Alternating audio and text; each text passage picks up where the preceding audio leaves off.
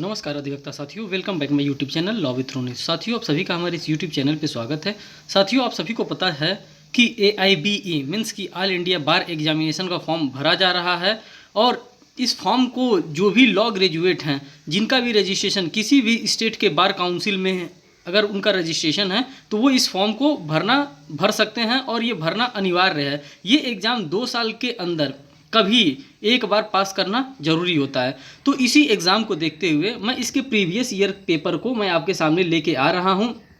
बिना देर किए मैं आपके सामने इस प्रीवियस ईयर पेपर को सॉल्व कराने वाला हूं। दोस्तों, ये जो AIB1, AIB2, AIBE3 इस तरह से एग्जाम हुआ है तो ये 15 नंबर का एग्जाम है। ये 15th पेपर नहीं है। ये AIB का जो एग्जाम है ये 15 नंबर का एग्जाम है जो हम लोग एग्जाम देने वाले हैं। जो आप लोगों का एग्जाम होगा जो 5 फरवरी 2023 को, ये 17 नंबर का AIBE का एग्जाम होगा। तो दोस्तों, जो AIB के परीक्षा में जो सिलेबस आता है वो सिर्फ लॉ पोर्शन से ही आता है। 18 टॉपिक दिया है, उसी 18 टॉपिक से लॉ सब्जेक्ट से ही सभी चीज़ें आती हैं, जैसे कॉन्स्टिट्यूशन हुआ, कॉन्ट्रैक्ट हुआ, IPC हो गया, CPC, CRPC, फिर उसके बाद से निगोशिएबल इंस्ट्रूमेंट एक्ट, तो हिंदू मैरिज एक्ट, फिर उसके बाद से मुस्लिम मैरिज एक्ट, इन्हीं सभी एक्ट से हमको क्वेश्चन AIB के एग्जामिनेशन में पूछे जाते हैं। हमको कोई अन्य GS चाहे कोई अन्य सब्जेक्ट नहीं पढ़ना होता है। तो ये जो है AIB का पेपर नंबर 15 है, मीन्स की जो संस्करण हुआ था, जो 15वां संस्करण हुआ था, उनका ये पेपर है। ये इसमें क्वेश्चन पेपर भी और साथ साथ आंसर की है। ये सेट वाइज आता है, जैसे सेट A आता है, सेट B आता है, सेट C आता है, सेट D आता है। तो आज हम ये सेट D के क्वेश्चंस को हम इस वीडियो के माध्यम से सॉल्व करने की कोशिश करेंगे आपके सामने। तो जी हाँ दोस्तों, अगर आप इस चैनल पर नए हैं तो हमारे चैनल को सब्सक्राइब करें, वीडियो को लाइक करें और बेल बटन दबाना तो बिल्कुल ही ना भूलें, जिससे मैं कोई भी लेटेस्ट अपडेट लेके आऊँ PCSJ के रिगार्डिंग, AIBE के रिगार्डिंग और उसके बाद से बार काउंसिल ऑफ उत्तर प्रदेश के रिगार्डिंग और इलाहाबाद हाईकोर्ट लॉ म्यूजियम के रिगार्डिंग कोई भी मैं अपडेट लेके आऊँ तो आपको तुरंत मिल सके। तो बिना देर किए इस वीडियो को स्टार्ट करते हैं। तो ये रहा हमारा पहला क्वेश्चन। ये हमारा पहला क्वेश्चन इस प्रकार से रहा। देखिए, मैं आपको दिखा दे रहा हूँ। बार काउंसिल ऑफ इंडिया जनवरी 2021 में ये पेपर हुआ था। AIB ये 15 नंबर का पेपर है और ये सेट D है इंग्लिश का। और इसमें आपको घबराने की जरूरत नहीं है। ये सिर्फ इंग्लिश में पेपर नहीं आता, ये 15 लैंग्वेज में पेपर आता है। हिंदी, इंग्लिश, मराठी, गुजराती, तेलुगु, तमिल और इसी तरह से 15 लैंग्वेज में आता है। तो मैंने ये जो पेपर डाउनलोड किया है, ये 15 नंबर का पेपर हमने क्या कहते हैं, इंग्लिश वाला सेट डाउनलोड किया है। अब इसी पेपर के माध्यम से मैं आपको दिखाने वाला हूँ किस प्रकार से क्वेश्चन, कहाँ से सेक्शन बेस्ड क्वेश्चन पूछा है, कहाँ से आपको केस बेस्ड क्वेश्चन पूछा है, कहाँ से आपको प्रोविजंस बेस्ड क्वेश्चन पूछा है, इन सभी चीज़ों को मैं बताने वाला हूँ। तो लेट स्टार्ट करते हैं। Indemnity contract is defined under, पूछा है। सबसे पहले आसान क्वेश्चन पूछा है, इंडिमिनिटी कॉन्ट्रैक्ट है वो किस में डिफाइंड किया गया है। तो ये section 124 of Indian contract act में डिफाइन किया गया है। जो फर्स्ट का आपका करेक्ट आंसर होगा वो A होगा। बात करते हैं सेकंड क्वेश्चन की। Pick versus Gurney is the famous case related to, ये पिक वर्सेस गुरनई का केस रिलेटेड है, ये फ्रॉड से रिलेटेड है। इसमें जब आप लोग इंडियन कॉन्ट्रैक्ट एक्ट पढ़ते हैं, जब आप फ्री कंसेंट के नीचे आते हैं 15 में, सेक्शन नंबर 15 में fraud, coercion, undue influence, mistakes और इन सभी चीज़ों के बारे में बताया जाता है। तो यही फ्रॉड से रिलेटेड पिक वर्सेस गुरनई का फेमस केस है। तो बात करते हैं क्वेश्चन नंबर 3 की। जो क्वेश्चन हमारा 3 है, supreme court invoked the principle of transformative constitutionalism in the case of, किसके केस में किया गया था? ये किया गया था Navtej Singh Johar versus union of India के केस में किया गया था, जो कि IPC से रिलेटेड है। Question number 4, the provision of Indian penal code also to any offence committed by, जो इंडियन पिनल कोड का ये जो ऑफेंसेस बताया जा रहा है, ये IPC में हम लोगों को देखने को मिलता है। जब हम लोग पार्ट चैप्टर फर्स्ट हम लोग खोलते हैं, उसी चैप्टर फर्स्ट से ये सेक्शन नंबर 2 से, सेक्शन नंबर 3 से, सेक्शन नंबर 4 से ये रिलेटेड क्वेश्चन पूछा गया है। इसका जो करेक्ट आंसर होगा वो ऑल ऑफ द एबव होगा। आप लोग इसको पढ़ सकते हैं, देख सकते हैं। इसमें ये बताया गया, ऑप्शन ए मैं पढ़ के बता देता हूँ। Any citizen of India in any place without and beyond India, अगर कोई ऑफेंस करता है तो भी वो इंडिया में कर रहा है। Any person of any ship और aircraft registered in India wherever it may be, वो भी इंडिया में ही ऑफेंस माना जाएगा। Any person in any place without and beyond India committing offence targeting a computer resource location in India, वो भी माना जाएगा कि वो भी ऑफेंस जो कमिट हुआ है वो इंडिया में ही ऑफेंस कमिट हुआ है। बात करते हैं क्वेश्चन नंबर 5 की। जब हम क्वेश्चन नंबर 5 को देखते हैं, अंडर द पेटेंट एक्ट, देखिए अभी तक तो हमको कॉन्ट्रैक्ट से रिलेटेड केस क्वेश्चन मिल रहा था, कॉन्स्टिट्यूशन से रिलेटेड केस लॉ बेसिस से क्वेश्चन मिला। अब हमको मिल रहा है ये देखिए पेटेंट लॉ से रिलेटेड हमको केस क्वेश्चन मिल रहा है। Under the patent act which of the following are not patentable, इसमें से कौन सा वो क्वेश्चन है जो कि पेटेंटेबल नहीं है? एग्रीकल्चर को हम लोग पेटेंट नहीं करा सकते हैं, प्रेजेंटेशन ऑफ इंफॉर्मेशन को हम लोग पेटेंट नहीं करा सकते हैं, फिर टोपोग्राफी को भी हम लोग पेटेंट नहीं करा सकते। तो जो आपका करेक्ट आंसर होगा वो ऑल ऑफ द एबो, इसमें से किसी चीज़ को हम लोग पेटेंट नहीं करा सकते हैं। बात करते हैं क्वेश्चन नंबर 6 की, वर्ल्ड इंटेलेक्चुअल प्रॉपर्टी मीन्स की WIPO से भी रिलेटेड यहाँ पे क्वेश्चन आ जाता है। तो यहाँ पे दिया है world intellectual property organise WIPO has replaced pre existing, किसको रिप्लेस्ड करके प्री एग्जिस्टिंग करके ये आया है। तो जो आपका करेक्ट आंसर होगा ये बी होगा आपका करेक्ट आंसर, BIRPI को रिप्लेस करके ये वर्ल्ड इंटेलेक्चुअल प्रॉपर्टी आया। बात करते हैं क्वेश्चन नंबर 7 की।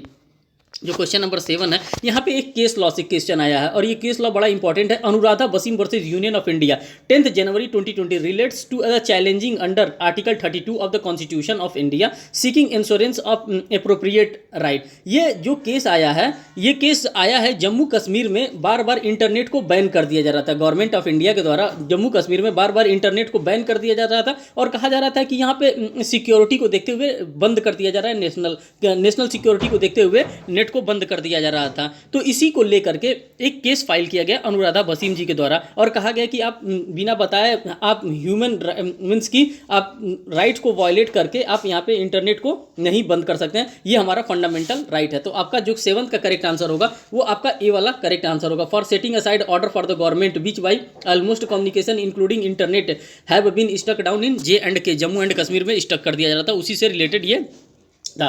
क्वेश्चन नंबर 8 देखते हैं, section 66A of the information technology act. देखिए कहाँ से क्वेश्चन पूछा जा रहा है। पहले कॉन्ट्रैक्ट से पूछा गया, फिर कॉन्स्टिट्यूशन से पूछा गया, फिर पेटेंट लॉ से पूछा गया, फिर इंफॉर्मेशन टेक्नोलॉजी एक्ट से पूछा जा रहा है। अब ये जो आपका क्वेश्चन है ये इंफॉर्मेशन टेक्नोलॉजी एक्ट से है। Section 66A of the information technology act was stuck down under article 19(1) sub clause A read with the article 19 sub clause 2 of in the case. ये जो किया गया था आपका Shreya Singhal versus union of India के मामले में स्टक डाउन किया गया था। 66A जो इंफॉर्मेशन टेक्नोलॉजी एक्ट है सन 2000 का, उसी एक्ट को उसी में एक सेक्शन था, सेक्शन नंबर 66A से सुप्रीम कोर्ट ऑफ इंडिया के द्वारा इसको स्टक किया गया था इस केस के माध्यम से, Shreya Singhal versus union of India के केस से। बात करते हैं क्वेश्चन नंबर 9 की। Article 145 sub clause 3 of Indian Constitution stated that the minimum number of judges who are to sit for the purpose of deciding any cases involving a substantial question of law के लिए अगर कोई seat बैठाई जा रही है, कोई जजेस की टीम बैठाई जा रही है, तो कितने नंबर ऑफ जजेस होने चाहिए। यहाँ पे सिंपल क्वेश्चन पूछा है, 5 जजेस ऑफ नंबर ऑफ जजेस होने चाहिए कि जो कि एक सब्सटेंटिव क्वेश्चन ऑफ लॉ पे अपना डिसीजन दे सकते हैं। Next question, MC Mehta versus union of India 1986 Shri Ram foods and fertilisers cases related to. ये जो आपका केस है ये आपका आंसर 10 का ए जो होगा वो ओलियम गैस लीकेज हो गया था। जो MC मेहता सर हैं ये बहुत बड़े पर्यावरणविद हैं, मीन्स कि पर्यावरण को लेकर के इन्वायरमेंटलिस्ट हैं। ये इन्वायरमेंटल को लेकर के हमेशा PIL supreme court of India में ये फाइल करते हैं। PIL जो हम लोग सुप्रीम कोर्ट ऑफ इंडिया में फाइल करते हैं वो आर्टिकल 32 के हिसाब से हम लोग सुप्रीम कोर्ट में जा सकते हैं, 226 के अकॉर्डिंग हम लोग सीधे हाई कोर्ट जा सकते हैं अगर हमारे क्या कहते हैं फंडामेंटल राइट का वायलेशन होता है। तो बात करते हैं क्वेश्चन नंबर 11 का। देखिए केस बेसिस क्वेश्चन पूछा जा रहा है 2015 के 2000 जो 15 नंबर का पेपर हुआ था AIBE का। अब हम बात करते हैं क्वेश्चन 11 की। AK Kraipak versus union of India relates to, जो AK क्राइपक का केस है वो रिलेट्स किससे करता है, लाइकलीहुड्स ऑफ बायसनेस से, मीन्स की जो जजेस अपना केस खुद ही जजेस का केस है उसी में वो जज हो जा रहे हैं, तो ये बायसनेस से ये डील करता है, इसीलिए AK Kraipak versus union of India का केस आया। तो क्वेश्चन नंबर 12 की बात करते हैं, judicial control of delegation legislation में B exercise on the ground of, ये जो एक्सरसाइज किया जा रहा है 12 का जो आपका करेक्ट आंसर होगा all of the aces. Doctrine of ultra vires means कि आप अपने अधिकार क्षेत्र अधिकारिता तीत में आप जाके काम कर रहे हैं, मेला फाइडली इंटेंशन होना चाहिए, एक्सक्लूजन ऑफ जुडिशरी रिव्यू, कि इसका जो करेक्ट आंसर होगा वो ऑल ऑफ द एबव होगा। क्वेश्चन नंबर 13 की बात करते हैं, on and from the commencement of the Hindu Succession Act Amendment Act 2005 in the joint Hindu family governed by the Mitakshara law conferring of daughter co-personaries status by the substituting new sections। इसमें new sections को add किया गया था, जो इसमें बताया जा रहा है जो हिंदू मैरिज एक्ट का जो हिंदू सक्सेशन एक्ट नया लॉ आया था उसमें कौन सा सेक्शन को ऐड किया गया था जो कि हिंदू महिलाओं के लिए है, बेटियों के लिए है। तो इसमें सेक्शन नंबर 6 को ऐड किया गया था जो कि आपका 13 का करेक्ट आंसर होगा ए। बात करते हैं क्वेश्चन नंबर 14 की। Section 5 of Hindu marriage act related to, ये तो conditions of Hindu marriage act बताता है कि 5 कंडीशन बताया गया। जब सेक्शन नंबर 5 आप पढ़ेंगे हिंदू मैरिज एक्ट का 1955 का जो एक्ट है तो उसमें 5 कंडीशंस आपको बताई जाएगी। अगर उस कंडीशन में आप फॉल नहीं करते हैं तब तो आपका बढ़िया है। बात करते हैं क्वेश्चन नंबर 15 के। A marriage between a girl of 22 year age married her maternal uncle son 23 year accordance with the special marriage act such marriage, इस मैरिज को वाइड करार दिया जाएगा, क्योंकि हमारे हिंदू समाज में बताया गया है कि भाई बहन का शादी चाहे चाचा चाची का शादी नहीं किया जा सकता है। ये मैरिज अगर इस प्रकार से होता है, अगर वो एडल्ट भी हैं फिर भी उनका जो मैरिज होगा वो वाइड होगा, मीन्स कि प्रारंभ से ही शून्य किया जाएगा। उसको वाइड एब इनिशियो के नाम से हम लोग जानते हैं। यहाँ पे सिर्फ वाइड दिया है, कभी कभी वाइड एब इनिशियो दिया जा सकता है, तो आपको घबराना नहीं है कि वाइड अलग होता है और वाइड एब इनिशियो अलग होता है। बात करते हैं क्वेश्चन नंबर 16 की। The principle of res judicata, जो प्रिंसिपल होता है आपका रेस जुडिकाटा का, वो कहाँ डील करता है? सेक्शन 11 में रेस जुडिकाटा का प्रिंसिपल डील करता है कि एक ही मैटर बार बार आप कोर्ट में नहीं ला सकते हैं। तो ये सारी चीजें देखिए आसान क्वेश्चन है। क्वेश्चन नंबर 17 की बात करते हैं। Section 14 of the CPC deals with जो सेक्शन नंबर 14 है आपका डील्स किससे करता है? तो ये डील्स आपका करता है presumption as to the foreign judgement. जो सेक्शन 70 वो फॉरेन जजमेंट से रिलेटेड है, उसी से वो डील करता है। क्वेश्चन नंबर 18 की बात करते हैं। A residing in Delhi publishing in Kolkata statement defamatory of B में स्यू, बी कहाँ स्यू उसको कर सकता है? एक ए है वो दिल्ली में किसी को वो क्या कहते हैं डिफेम करता है। डिफेम करने के बाद तो वो जो एग्रीव्ड पार्टी है वो कहाँ कहाँ पे सूट को ला सकता है? तो वो इधर कोलकाता में भी ला सकता है और दिल्ली में भी ला सकता है। ये सिंपल क्वेश्चन था। बात करते हैं क्वेश्चन नंबर 19 का। Which provision under criminal procedure code 1973 deals with the procedure to be adopted by the magistrate to record confession and statement. आप सभी को पता है, जो भी प्रैक्टिस करते हैं उनको पता है कि जो भी मजिस्ट्रेट के द्वारा कोई भी कन्फेशन होता है वो मजिस्ट्रेट के द्वारा रिकॉर्ड किया जाता है। अगर मजिस्ट्रेट के द्वारा रिकॉर्ड किया जाता है तो सीआरपीसी के सेक्शन 164 में फॉल करता है। बात करते हैं क्वेश्चन नंबर 20 की। Attachment of property of person absconding can be done under section. अगर किसी व्यक्ति का अगर प्रॉपर्टी अटैच करना है तो किस में करेंगे? सीआरपीसी सेक्शन 83 में हम लोग उसको अटैच करेंगे। जो 20 का आपका करेक्ट आंसर होगा वो ए होगा। 21 की बात करते हैं। मजिस्ट्रेट में डिस्पेंस विथ पर्सनल अटेंडेंस, अगर किसी को मजिस्ट्रेट पर्सनल अटेंडेंस से उसको डिस्पेंस कर देता है, मीन्स की छोड़ देता है, ये किस सेक्शन में बताया गया? जो क्वेश्चन नंबर 21 का जो आपका करेक्ट आंसर होगा वो 205 में पर्सनल अटेंडेंस से उसको डिस्पेंस कर दिया जाता है, मना कर दिया जाता है कि आप चाहेंगे तो नहीं भी आ सकते हैं। क्वेश्चन नंबर 22 की हम देखते हैं। दोस्तों ये 100 नंबर का क्वेश्चन का सेट है, इसीलिए मैं थोड़ा जल्दी जल्दी करा रहा हूँ। अगर आपको कोई चीज़ नहीं समझ में आती है, अगर कोई चीज़ में दिक्कत होता है, आप कमेंट सेक्शन में हमको कमेंट करके पूछ सकते हैं। मैं लगातार आपको एक दिन छोड़ करके या लगातार मैं आपको AIBE का जो भी सेट हुआ है उन सभी का क्वेश्चन सॉल्व कराने का मैं आपको कोशिश करूंगा। बस आप इस चैनल पे बने रहिए। देखिए section number 265A to 265L chapter 21A of the criminal procedure code deals with the concept of, ये किस से डील करता है? ये जो डील करता है आपका 22 का, ये प्ली बार्गेनिंग से। ये जो चैप्टर पूछ दिया, ये रेंज पूछ दिया कि किस रेंज में फॉल करता है। जो चैप्टर नंबर 21A है वो किस रेंज में फॉल करता है? जैसे प्रिलिमिनरी हो गया, चैप्टर 1 हो गया, चैप्टर 2 हो गया, चैप्टर 3 हो गया, उसी तरह ये पूछ दिया कि किस चैप्टर में ये फॉल करता है। तो ये जो आपका चैप्टर फॉल करता है ये प्ली ऑफ बार्गेनिंग के चैप्टर में फॉल करता है, जो सेक्शन 265A से लेकर 265L तक है। चैप्टर नंबर 21A है। देखिए क्वेश्चन नंबर 23 की बात करते हैं। Security for good behaviour from the habitual offender, जो सिक्योरिटी लिया जाता है, जो हैबिचुअल ऑफेंडर होते हैं उनको कहाँ पे दिया जाता है? उनसे कहाँ सिक्योरिटी लिया जाता है? तो वो लिया जाता है सेक्शन 110 मीन्स की 110 ऑफ CRPC में लिया जाता है। जो आपका करेक्ट आंसर होगा वो बी आपका करेक्ट आंसर होगा 23 का। क्वेश्चन नंबर 24 की बात करते हैं। 24 में section 105H of the CRPC deals with, जो सेक्शन 105H है वो डील करता है forfeiture of property in certain cases. Forfeit करना मीन्स की किसी की प्रॉपर्टी को जब्त कर लेना, उसी से ये रिलेट करता है 105 जो डील कर रहा है। क्वेश्चन नंबर 25 की बात करते हैं। Bar to taking cognizance after lapse of the period of limitation. देखिए यहाँ पे लिमिटेशन से भी रिलेटेड क्वेश्चन आ गया है। लिमिटेशन लॉ कहाँ पे फॉल करता है? जो यहाँ पे जो आपका करेक्ट आंसर होगा 168 ऑफ CRPC होगा। यहाँ पे CRPC में भी लिमिटेशंस की बात की गई है, तो उसी लिमिटेशंस के बारे में यहाँ पे बताया जाएगा। जब 460 या 61 62 63 64 आप पढ़ेंगे तो वहाँ पे लिमिटेशंस पीरियड की बात की गई है CRPC में। बात करते हैं क्वेश्चन नंबर 26 की। Decree holder means, decree holder किसको हम लोग कहते हैं? किसके पास डिक्री हो सकता है? यहाँ पे जो आपका करेक्ट आंसर होगा वही सही होगा। Any person in whose favour a decree has been passed और an order culpable to execution has been made, जो एग्जीक्यूशन उसका मेड करता है उसी को डिक्री होल्डर कहते हैं। उसके बाद से बात करते हैं क्वेश्चन नंबर 27 का। Voluntarily throwing or attempting to throw acid in the offence punishable with, means की अगर किसी के ऊपर वॉलेंटरली एसिड थ्रो किया जा रहा है या अटेम्प्ट किया जा रहा है एसिड थ्रो करने का, वो आपका फॉल करेगा 326 ऑफ इंडियन पिनल कोड। जो यहाँ पे 27 का जो करेक्ट आंसर होगा आपका ए होगा। 28 की बात करते हैं।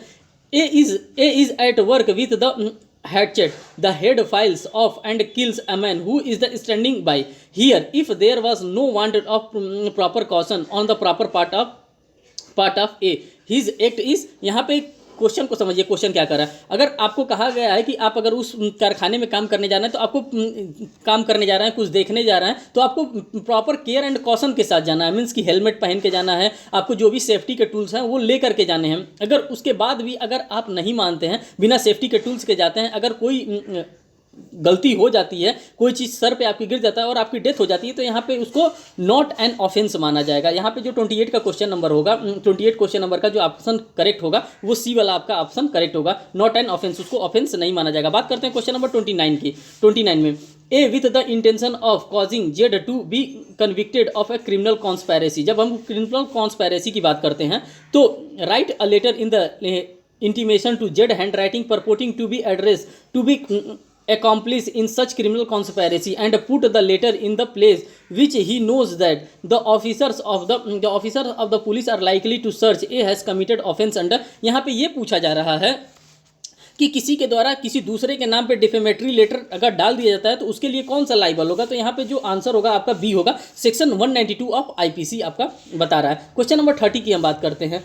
Under section 70 of the Indian contract act where a person lawful does anything for another person or delivery anything to him not intimating to do so gratuitously and such other person enjoy the benefit thereof, the latter is bound to make compensation to the forum of respect of or to redress the things done with delivery। the principle of known is, जो 30 का जो question number 30 का आपका correct answer होगा वो quantum merit पे कहा जा रहा है कि मेरिट के आधार पे कभी भी जजमेंट दिया जाता है किसी भी कोर्ट में तो मेरिट देखा जाता है कि ये इसमें कितना पॉइंट का मेरिट बन रहा है, उसी मेरिट के आधार पर जजमेंट दिया जाता है। उसी क्वांटम मेरिट की बात की जा रही है। क्वेश्चन नंबर 31 एग्रीमेंट क्या होता है। A promise or set of promise forming consideration to each other is known as agreement. इसी को एग्रीमेंट के नाम से जानते हैं। क्वेश्चन नंबर 32 का under the land acquisition act the expression land include, land में इंक्लूड क्या होता है। जो 32 का आपका करेक्ट आंसर होगा वो यहाँ पे डी आपका करेक्ट आंसर होगा। लैंड में सभी चीजें इंक्लूड होती हैं। ऑल ऑफ द एबव यहाँ पे 32 का आपका करेक्ट आंसर होगा। क्वेश्चन नंबर 33 की बात करते हैं। Temporary occupation of wastage of arable land produce when difference as to the compensation exist is provided under. जो 33 का आपका जो करेक्ट आंसर होगा वो आपका सी यहाँ पे करेक्ट आंसर होगा। Section 35 of the land acquisition act से ये रिलेटेड मामला है। क्वेश्चन नंबर 34 की बात करते हैं। XYZ ज्वाइंटली प्रॉमिस टू पे A and amount of ₹50,000 subsequently. अब आगे देखिए, XY become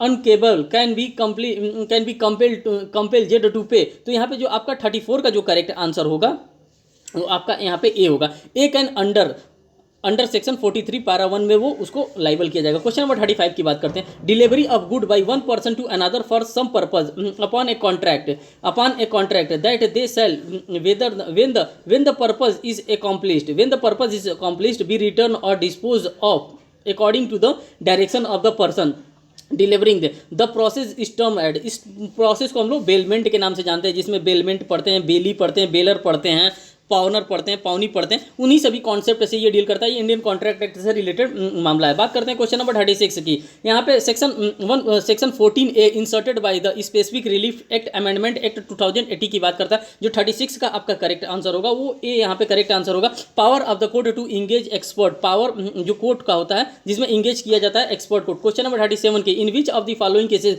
the offence of sedition was an issue. Sedition के ऑफेंस को इशू बनाया गया था। क्वीन एम्परस में भी, हिंदू दत्त में भी, केदारनाथ। यहाँ पे जो आपका करेक्ट आंसर होगा ऑल ऑफ द एबव होगा। क्वेश्चन नंबर 38 की बात करते हैं। Deliberately and malicious act intended to outrage religious feeling. अगर किसी भी आदमी के, किसी भी एक समुदाय के अगर उसके धर्म का आउटरेज किया जा रहा है, उसके रिलीजियस फीलिंग को हर्ट किया जा रहा है, तो वो आईपीसी में पनिशेबल होगा 295A में। यहाँ पे जो चैप्टर नंबर 15 है वही डिफाइन करता है। चैप्टर नंबर 15 में, आईपीसी के चैप्टर नंबर 15 में डिफाइन किया जाता है अगर आपके रिलीजियस फीलिंग को हर्ट किया जाता है। तो जो आपका करेक्ट आंसर 38 का होगा वो भी आपका करेक्ट आंसर होगा। फिर 39 क्वेश्चन की बात करते हैं। Under section 29 the CRPC the court of the chief judicial magistrate may pass and sentence authorised by law. वो कौन सा सेंटेंस पास कर सकता है। तो यहाँ पे जो आपका करेक्ट आंसर होगा 39 का वो आपका डी यहाँ पे करेक्ट आंसर होगा, ऑल ऑफ द एबो, वो कोई भी सेंटेंस पास कर सकता है मजिस्ट्रेट। बात करते हैं क्वेश्चन नंबर 40 का, provision regarding filing of suit by an alien under the code of, alien के द्वारा अगर कोई वो सूट फाइल किया जा रहा है तो आपका किस में फॉल करेगा, वो सेक्शन 83 में फॉल करेगा। क्वेश्चन नंबर 41 की बात करते हैं, an order issue by the court under civil procedure code 1908 as per order 21 rule 46 for recovery of amount due to judgement creditor. यहाँ पे जो आपका 41 का करेक्ट आंसर होगा वो आपका बी वाला ऑप्शन यहाँ पे करेक्ट आंसर होगा, गार्निशिंग ऑर्डर, यहाँ पे गार्निशिंग ऑर्डर होगा। 42 की बात करते हैं, section 88 read with the order 35 of the code of civil procedure 1908 deals with the, जो यहाँ पे 42 का आपका करेक्ट आंसर होगा, वहाँ पे ए होगा। इंटरप्रिटेशन सूट्स की, इंटरप्लेटर सूट की बात की जाती है, इंटरप्लेटर सूट कौन होता है, इंटरप्लेटर सूट कौन फाइल कर सकता है, इन्हीं सब चीज़ की बात करते हैं। Question number 43, national consumer dispute resolution commission was constituted in the year, जो पूछ दिया एक्ट को, पूछ दिया कि ये एक्ट कब आया था, उसी एक्ट के बारे में पूछ दिया, तो यहाँ पे जो करेक्ट आंसर होगा आपका 1988 होगा। क्वेश्चन नंबर 44 की हम बात करते हैं, तो यहाँ पे what is the limitation period applicable to the 3 forums in entering a complaint under the consumer protection act, जो 44 का आपका करेक्ट आंसर होगा वो यहाँ पे डी आपका करेक्ट आंसर होगा। 2 ईयर का लिमिटेशन पीरियड प्रोवाइड किया जाता है, लिमिटेशन लॉ से रिलेटेड यहाँ पे पूछा है, 2 साल का लिमिटेशन पीरियड होता है जब से भी आप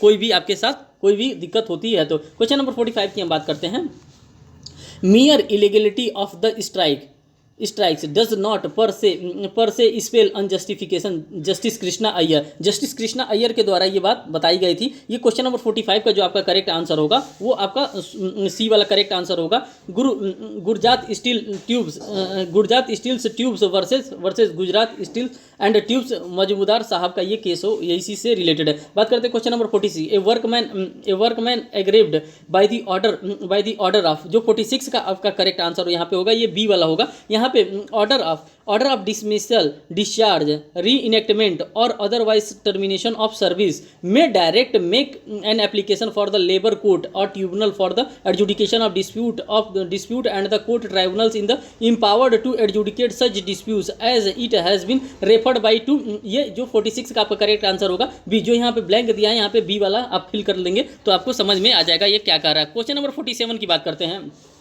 बिस मेजर मीन्स का मतलब होता है एक्ट ऑफ गॉड, ये सिंपल चीज पूछा है, बिस मेजर मीन्स का मतलब होता है act of God. Question number 48 की बात करते हैं, according to classical doctrine of act of state in law of टॉट मीन्स, जो 48 का आपका करेक्ट आंसर होगा वो यहाँ पे ए आपका करेक्ट आंसर होगा। The act of sovereign power of the country that cannot be challenge, control और interfered with the municipal court, ये 48 का आपका ए वाला करेक्ट आंसर होगा। क्वेश्चन नंबर 49 की हम बात करते हैं, इन टॉट all person who aid or counsel और डायरेक्ट और join in the committal of wrong act are known as, जो रॉन्ग एक्ट कमिट कर रहा है उसमें 49 का जो आपका करेक्ट आंसर होगा। यहाँ पे टॉट फीजर की मींस की टॉट लॉ से भी क्वेश्चन आया है, जो यहाँ पे टॉट को करता है, कमिट करता है, उसको टॉट फीजर कहते हैं, उससे भी रिलेटेड है। बात करते हैं क्वेश्चन नंबर 50 की। Question number 50, A is accused of waging war against the government of India by taking part in the armed insurrection in which the property destroyed, means की भारत सरकार का कोई भी है, अगर वो भारत सरकार को अगर वो परेशान कर रहा है, भारत सरकार के किसी भी कहीं पे भी वार करना चाहता है भारत सरकार के अगेंस्ट, तो उसको लाइबल किया जाएगा। तो जो क्वेश्चन नंबर 50 का जो करेक्ट आंसर होगा आपका वो बी करेक्ट आंसर होगा। यहाँ पे सेक्शन नंबर 6 की बात कही गई है, जो कि रिलेट करके बताया जा रहा है इंडियन एविडेंस एक्ट से। क्वेश्चन नंबर 51 की बात करते हैं दोस्तों, इसमें टोटल 100 क्वेश्चन है, मैंने 50 क्वेश्चन करा दिया, 51 से स्टार्ट करते हैं। क्वेश्चन नंबर 51, सेक्शन 110 मीन्स की 110 of Indian evidence act deals with, जो सेक्शन 51 है वो डील करता है, सेक्शन 110 जो डील करता है इंडियन एविडेंस एक्ट का, वो आपका डील करता है burden of proof as to ownership से आपका वहाँ पे डील किया जाता है। Question number 52, section 113A of the Indian evidence act, ये प्रिजम्पशन से डील करता है। जो क्वेश्चन नंबर 52 है आपका डील करता है presumption as to abetment of suicide by the marital women, अगर मैरिटल वुमेन ने अगर 7 साल के भीतर अगर उसकी मृत्यु हो जाती है तो ये माना जाता है कि उसको अबेट किया गया है, उसको प्रेरित किया गया है उसको सुसाइड करने के लिए। क्वेश्चन नंबर 53 की बात करते हैं, the supreme court has legalised living wills and passive euthanasia subject to certain condition. Passive euthanasia की बात की जा रही है। पैसिव यूथेनेसिया, एक्टिव यूथेनेसिया और कॉमन कॉज के बारे में, इन सभी चीज़ों के बारे में बात की जाती है। क्या होता है एक्टिव यूथेनेसिया, क्या होता है पैसिव यूथेनेसिया, एक्टिव यूथेनेसिया किसको दिया जा सकता है, पैसिव यूथेनेसिया किसको दिया जा सकता है, इन सभी चीज़ों के बारे में बात की जा रही है। जो आपका करेक्ट आंसर यहाँ पे होगा, ये common cause versus union of India के केस से आया कि पैसिव यूथेनेसिया। यहाँ पे एक जो केस यहाँ पे आप देख रहे हैं, Aruna Ramachandra Shanbaug versus union of India, ये एक नर्स थी, इनके साथ एक सेक्सुअल ऑफेंस कमिट किया गया था केम अस्पताल मुंबई में। जब ये केम अस्पताल मुंबई में ये नर्स काम करती थी, तो वहाँ के एक वार्ड बॉय के द्वारा या किसी जमादार के द्वारा इनके ऊपर सेक्सुअल ऑफेंस किया गया था। और वहीं से ये 37 साल तक, जो अनुरा रामचंद्र शानबाग हैं, ये 37 साल तक मीन्स की वेजिटेटिव स्टेट में ये रही थी। मीन्स की उसी केम अस्पताल में 37 साल तक वेजिटेटिव स्टेट में रही थी। तो इनके लिए केस फाइल किया गया कि अब इनको अब मार दिया जाए, क्योंकि अब ये इनके साथ ज़्यादा तकलीफ हो रहा है, इनको ज़्यादा तकलीफ दिया जा रहा है। तो केस गया था सुप्रीम कोर्ट ऑफ इंडिया में। तो वो कहा गया था कि अगर वो वेजिटेटिव स्टेट में किसी चीज़ को खा ले रही हैं, पी ले रही हैं, उनका माइंड अभी एक्टिव था, इसीलिए इन्हीं के केस से ये कॉन्सेप्ट आया था एक्टिव यूथेनेसिया और पैसिव यूथेनेसिया। इस केस को मैंने अच्छे से आपको डिफाइन कर दिया। और ये जो केस आया था common cause versus union of India के केस से ये आया था। बात करते हैं क्वेश्चन नंबर 54 का। Article 310 of the constitution mentioned about, जो मेंशन करता है वो किसके बारे में मेंशन करता है, जो आपका मेंशन करता है doctrine of pleasure with reference to the civil servant. जो आपका 53 का, जो 54 का जो करेक्ट आंसर होगा वो डी आपका करेक्ट आंसर होगा। क्वेश्चन नंबर 55 की बात करते हैं। Right to know the attendance of the candidate in the election. जो अटेंडेंस होते हैं जो इलेक्शन में, 55 का आपका जो करेक्ट आंसर होगा वो आपका ए वाला करेक्ट आंसर होगा, आर्टिकल 19(1) सब क्लॉज ए। बात करते हैं क्वेश्चन नंबर 56 का। The preamble of Indian constitution express liberty and following words. किस किस वर्ड्स को वो एक्सप्रेस करता है? जो 56 का जो आपका करेक्ट आंसर होगा वो B, of thought, expression, belief, faith और वर्शिप का। जो मीन्स की जो लिबर्टी आपको दिया गया है, जो अधिकार दिया गया है आपको एक्सप्रेस करने का, कोई चीज़ आप बताने का, बिलीफ का, विश्वास करने का, फैथ करने का और वर्शिप करने का, आपको यहाँ पे लिबर्टी का जो मीनिंग होता है वो ऑप्शन नंबर बी में बताएगा। 56 का बी आपका करेक्ट आंसर होगा। क्वेश्चन नंबर 57 का बात करते हैं। The plea bargaining is applicable only in respect of those offence for which punishment for imposing is up to a period of. यहाँ पे अभी मैंने आपको बताया था चैप्टर 21A जो बात करता है वो प्ली बार्गेनिंग की बात करता है। अभी मैंने आपको बताया था पीछे CRPC में, तो वही प्ली बार्गेनिंग से रिलेटेड यहाँ पे क्वेश्चन पूछ दिए गए। क्वेश्चन नंबर 57 का जो आपका करेक्ट आंसर होगा वो आपका यहाँ पे ए करेक्ट आंसर होगा 7 साल के लिए। Question number 58 for a plant reading of section 195 CRPC it is manifested that come in the operation at the stages when the court intended to take cognizance of an offence under section 190 subclause 1 of CRPC and it has nothing to do with the statutory power of the police of the investigation into an FIR which discloses a cognizable offences in the world. The statutory power to the police investigate under the code is not in any way controlled by the subscribed by section 195 of CRPC. This may be held in the Supreme Court in which cases. अब 58 का जो आपका correct answer होगा वो आपका यहाँ पे B आपका केस होने वाला है। बी जो आपका आंसर होगा राज सिंह वर्सेज स्टेट 1998 का ये केस है, इसी से ये आपका करेक्ट आंसर होगा। क्वेश्चन नंबर 59 की बात करते हैं। The question is whether A was B ₹10,000 which of the following statement are relevant under. वो कौन सा ऑफेंस, कौन सा स्टेटमेंट जो है रेलिवेंट होगा। जो 59 का आपका करेक्ट आंसर होगा वो आपका यहाँ पे डी वाला करेक्ट आंसर होगा, क्योंकि यहाँ पे all of the above statement सही है। The fact that A ask C to lend him money, D said C in S persons hearing I advise you not to trust. A for honour on rupees B 10,000 rupee. A went away without making any answer. Means की कहा जा रहा है कि यहाँ पे उस fact and circumstances को देखते हुए माना जा रहा है कि हाँ उसने यहाँ पे पैसा लिया, क्योंकि उससे पूछा गया कि तुमने पैसा लिया तो वो कुछ नहीं बोला, तो इसका मतलब ये समझ लिया गया कि हाँ उसने पैसा लिया है। अगर नहीं लिया होता तो वो विरोध करता कि नहीं मैंने इस टाइप का कोई भी पैसा नहीं लिया, मैंने कोई लेंट नहीं किया, मैं कोई उधार नहीं लिया हूँ। Question number 60 so much of such information whether it amount to confession or not as as relates distinctly to the fact thereby discovered by the policy may be proved under। जो 60 का आपका करेक्ट आंसर होगा यहाँ पे सी वाला आपका correct answer होगा section 27 of the Indian evidence, जिसको डिस्कवरी ऑफ न्यू फैक्ट के नाम से भी हम लोग जानते हैं। जैसे कि जब हम लोग पढ़ते हैं एक बंच पढ़ते हैं सेक्शन नंबर 24, 25, 26, 27, 28, जिसमें कन्फेशंस की बात की जाती है, जिसमें 24 में कन्फेशन की बात की जाता है, जिसमें कि टीआईपी दे दिया जाता है पुलिस वालों के द्वारा। टीआईपी का मतलब होता है थ्रेट, इंड्यूसमेंट और प्रॉमिस दे दिया जाता है सेक्शन नंबर 24 में। अगर वहाँ पे अगर टीआईपी दे दिया जाता है पुलिस वालों के द्वारा, अगर वहाँ पे कोई कन्फेशन किया जाता है तो वो कोर्ट ऑफ लॉ में मान्य नहीं होता। फिर 25 में पुलिस को दिया जाता है कन्फेशन, 26 में पुलिस की कस्टडी को दिया जाता है कन्फेशन, 27 में डिस्कवरी ऑफ न्यू फैक्ट किया जाता है। वही हमारा करेक्ट आंसर जो यहाँ पे होगा, जो क्वेश्चन नंबर 60 है, 60 का करेक्ट आंसर हमारा सी होगा, डिस्कवरी ऑफ न्यू फैक्ट की बात की जाती है। क्वेश्चन नंबर 61 की हम बात करते हैं।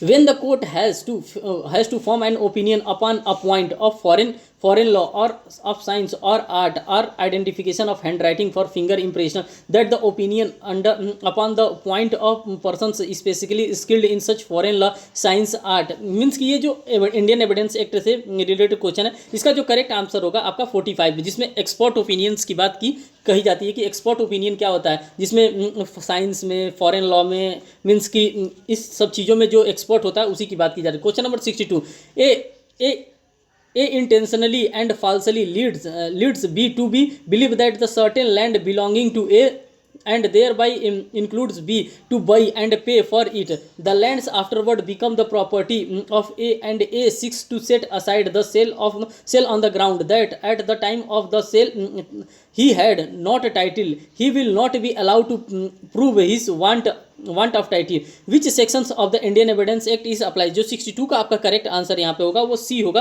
क्योंकि 115 यहाँ पे रूल ऑफ स्टॉपेल की बात की जाती है। सेक्शन नंबर जो चैप्टर 8 हमारा बताता है इंडियन एविडेंस एक्ट का, उसमें रूल ऑफ स्टॉपेल की बात की जाती है। जो सेक्शन नंबर 115 से लेकर के 117 तक बताया गया, उसमें रूल ऑफ स्टॉपेल यहाँ पे एक बार अगर आपने सेल कर दिया तो सेल कर दिया, उसमें रूल ऑफ स्टॉपेल की बात की जाती है। क्वेश्चन नंबर 63 की हम लोग बात करते हैं। 63 में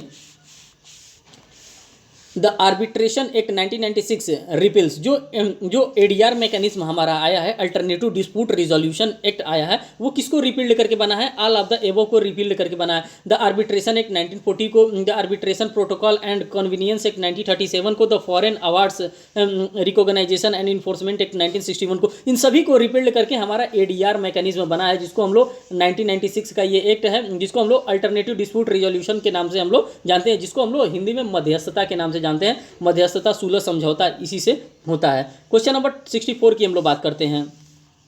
पार्लियामेंट में by law established administrative tribunal under. जो पार्लियामेंट जो एडमिनिस्ट्रेटिव ट्रिब्यूनल को इस्टेब्लिश किया है, जो 64 का आपका करेक्ट आंसर होगा, वो भी आर्टिकल 223A के अकॉर्डिंग ही ट्रिब्यूनल्स को इस्टेब्लिश किया गया। क्वेश्चन नंबर 65 की बात करते हैं। The bar council of India has to laid down the standard of professional conduct and equity of the advocate act. जे अब देखिए एडवोकेट एक्ट से भी आपका क्वेश्चन पूछने लगा। जो 65 का आपका करेक्ट आंसर होगा वो आपका बी यहाँ पे करेक्ट आंसर होगा। Section 7(1) sub clause B of the advocate act 1961 से रिलेटेड ये क्वेश्चन था। क्वेश्चन 66 की हम बात करते हैं। Act According to section 49 of the Advocate Act of 1961, the Bar Council of India has power to make rules।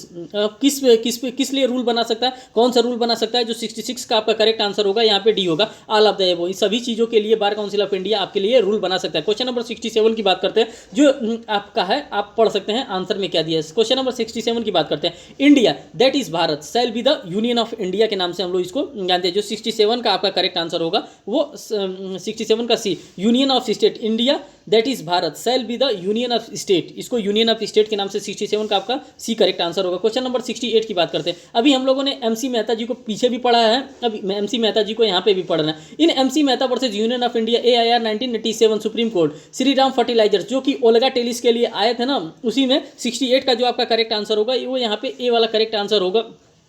In escape of toxic gases of enterprises strictly to absolute liability to compensate for all those who are affected। Means की कहा गया था कि जो oleum gas का leakage हुआ था Shriram fertiliser foods में, तो जितने भी लोग वहाँ पे प्रभावित हुए थे उन सबको आप क्या करेंगे? कंपनसेट करेंगे। उसी चीज़ के बारे में इन्होंने केस फाइल किया गया था। अब बात करते हैं क्वेश्चन नंबर 69 के लिए। According to the environmental protection act 1986, environmental pollutants mean environmental pollutants का मतलब क्या होता है? जो 69 का आपका करेक्ट आंसर होगा वो आपका सी यहाँ पे करेक्ट आंसर होगा। एनी सॉयल लिक्विड और gaseous substance present in such such concentration as may be और tend to be injurious to environment. अगर इस सभी चीज़ों की तरह से पीपीपी पॉलिसी निकाला गया था, पीपीपी ये पॉल्यूशन ये प्रिंसिपल पे पॉल्यूटेंट का एक प्रिंसिपल निकाला गया था। इसी प्रिंसिपल पे इन्वायरमेंटल एक्ट हमारा वर्क करता है। क्वेश्चन नंबर 17 की बात करते हैं। National green tribunal can not exercise its jurisdiction with reference to. Question number जो 70 का आपका करेक्ट आंसर होगा वो यहाँ पे डी करेक्ट आंसर होगा। बोथ ए एंड बी, ए और बी दोनों आपका सही है। वाइल्ड प्रोटेक्शन एक्ट 1972 और scheduled tribes and other traditional force dwelling recognition of forest right act 2006 means की 70 का जो आपका करेक्ट आंसर होगा वो डी होगा। ए एंड बी बोथ आपका करेक्ट आंसर होगा। क्वेश्चन नंबर 71 की बात करते हैं। An attempt to acquire sensitive information such as usernames, passwords, and credit card details, and sometime indirectly move by the mask dwelling as a trustworthy entry. जो 71 का आपका correct answer होगा वो आपका यहाँ पे सी करेक्ट आंसर होगा। Question number 72 की बात करते हैं। Under section 82 of the Indian penal code nothing is an offence which is done in the child under the age of. जो 72 में बताया गया है आपका 72 का करेक्ट आंसर यहाँ पे 7 होगा, जिसको हम लोग डोली कैपेक्स के नाम से जानते हैं, डोली इन कैपेक्स के नाम से जानते हैं। मीन्स कि 7 साल से नीचे का बच्चा अगर कोई भी ऑफेंस कमिट कर देता है तो उसके ऑफेंस को वो जो ऑफेंस किया है उसको पनिशेबल नहीं किया जाएगा। बात करते हैं क्वेश्चन नंबर 73 की।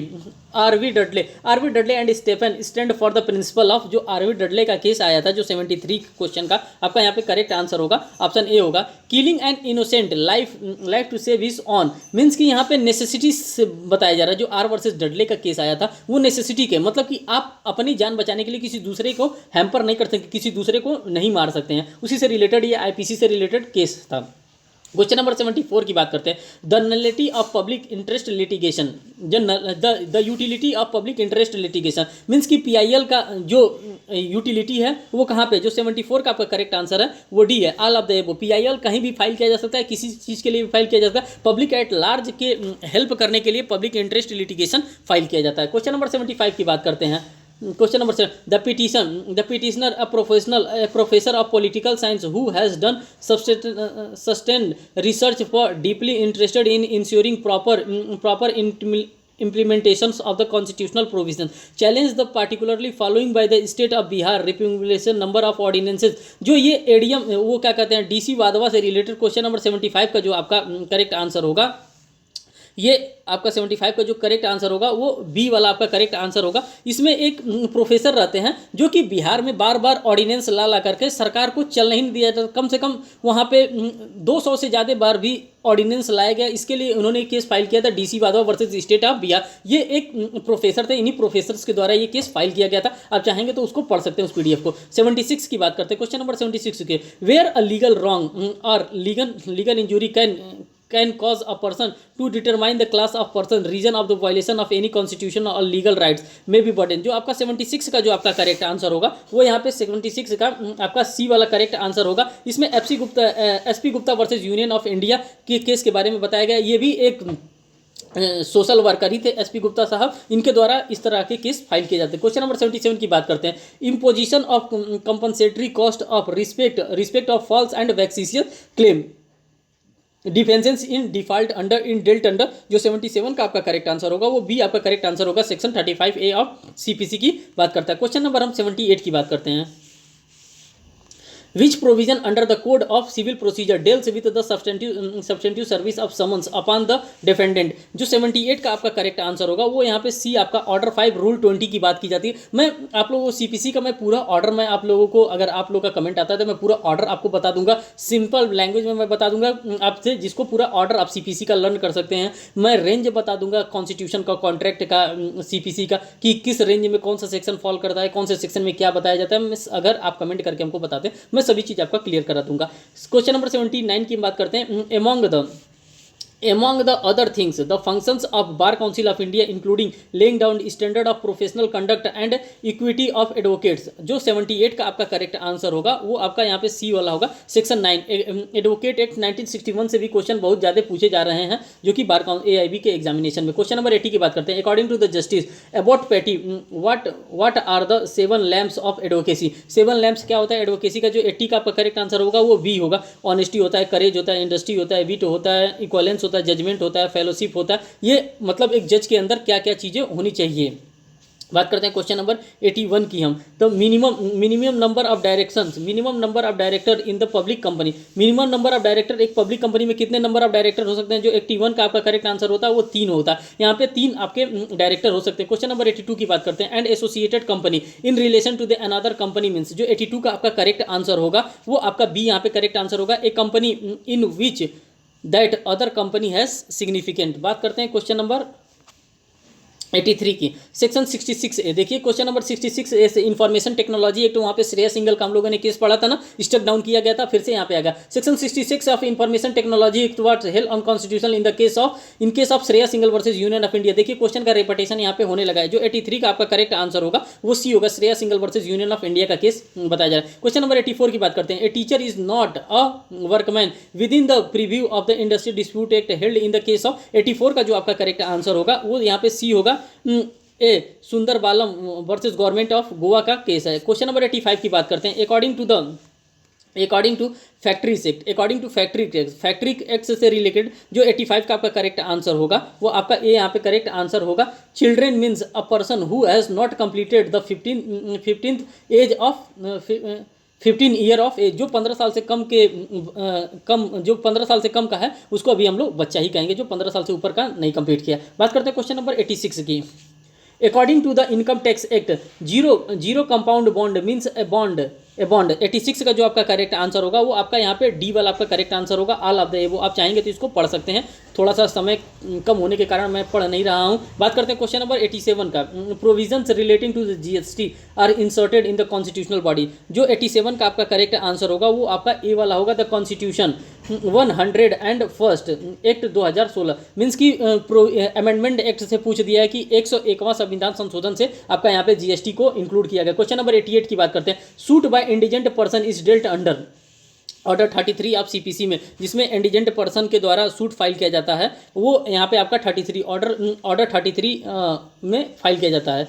बात करते हैं क्वेश्चन नंबर 89 की। Res gestae relevancy of fact forming of part of the same transaction. जो रेस गेस्टे की बात की जाती है, अभी मैंने आपको पीछे ही बताया था, जो सेक्शन नंबर 6 बताया जा रहा था। 89 में आपका करेक्ट आंसर जो होगा वो सेक्शन नंबर 6 होगा। जो रेस गेस्टे की बात की जाता है कि मैंने कोई ऑफेंस, मैं आज दिल्ली में था और मैं गोरखपुर में किस प्रकार से मैं ऑफेंस कमिट कर सकता हूँ, इस प्रकार से रेस गेस्टे की बात की जा रही है। क्वेश्चन नंबर 19 की बात 90 नंबर की बात की जा रही है। The defamation of money under GST law does not include. जो क्वेश्चन नंबर 90 का आपका करेक्ट आंसर होगा वो यहाँ पे बी आपका करेक्ट आंसर होने वाला है। Currency held for numismatic value. Question number 91 की बात करते हैं। Under article 279 GST council is constituted by. 91 का जो आपका करेक्ट आंसर होगा वो यहाँ पे होने वाला है, सी आपका करेक्ट आंसर होने वाले हैं। जो इसके प्रेसिडेंट होते हैं वही आपके काउंसिल होते हैं। क्वेश्चन नंबर 92 की बात करते हैं।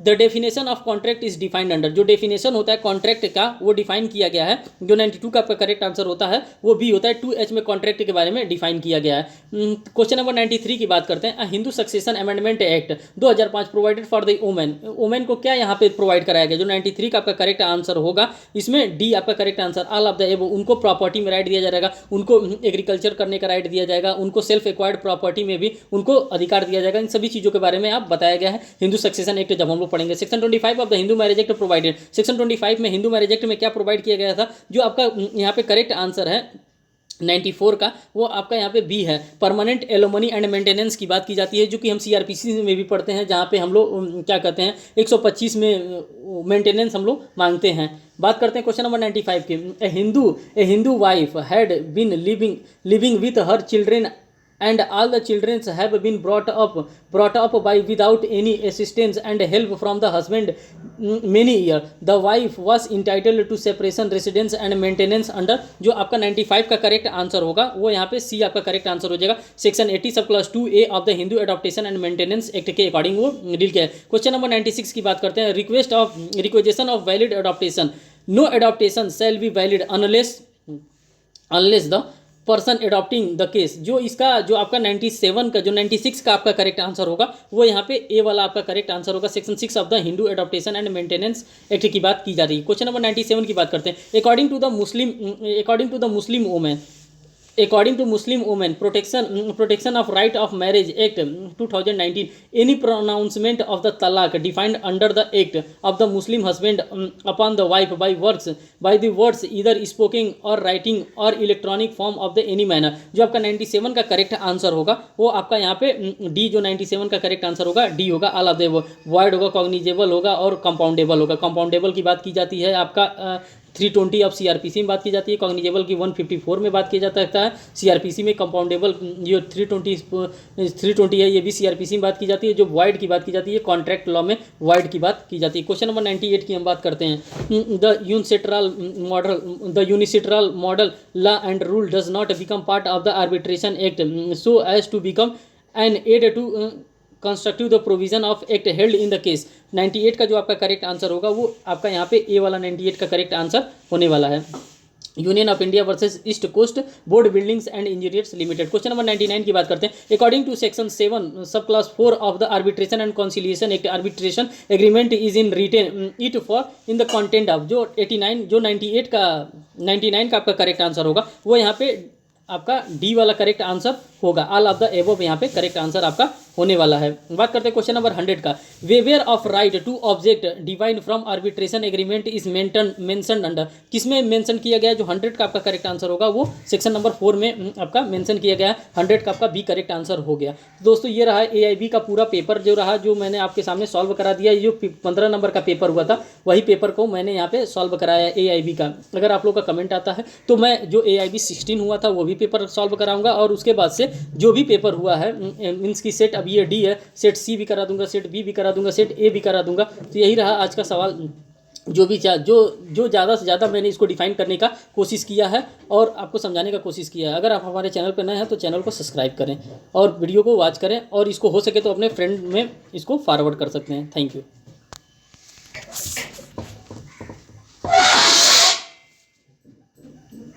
45 मिनट हम बोल लिए हैं।